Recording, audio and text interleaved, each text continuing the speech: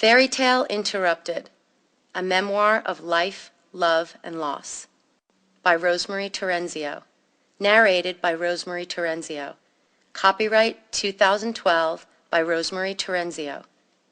This unabridged audiobook is recorded by arrangement with Gallery, a division of Simon & Schuster Incorporated, and was produced in the year 2012 by Tantor Media Incorporated, which holds the copyright thereto. For Marion and Anthony Terenzio, with love, admiration, and gratitude, you gave me everything I need and made me the best person I could be. For Frank Giordano, I had the time of my life and I owe it all to you.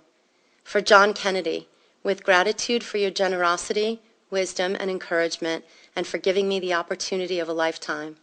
For Carolyn Bessette Kennedy, thank you for your strength, kindness, wit, and friendship. For Rita Lianza, my godmother, my friend, and my confidant. Prologue. The office was quiet when I got in around 9 o'clock. Too bad it wouldn't stay that way for long.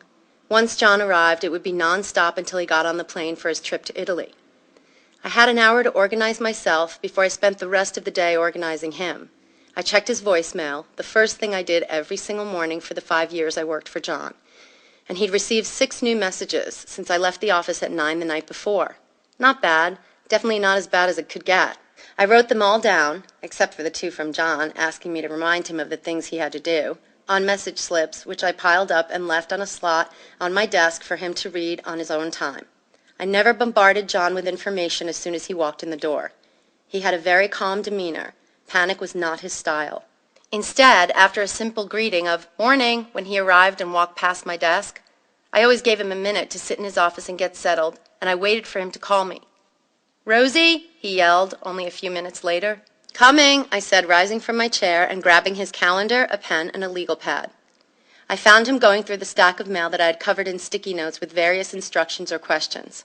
All of Central Park and the Upper West Side skyline was his backdrop as I sat across from him and the office's wall of windows. I started in on his day. An editorial meeting at noon, lunch immediately after at Limoncello with Jeff Sachs, his friend and the executive director of Reaching Up, the charity they co-founded. Then at 3 p.m., meeting with Biz Mitchell, executive editor of John's magazine, George. Oh, brother Rosie, you're going to have a miserable day if you don't find some time in that calendar for me to work out, he said. So it was going to be like that today. Whenever John was preparing to leave for a trip abroad, the atmosphere in the office was more hectic than usual, with me double-checking all the travel arrangements, getting vital answers on layouts and story ideas for editors before he was out of touch, and amassing absolutely everything he needed to have in his hand. Sample complete. Ready to continue?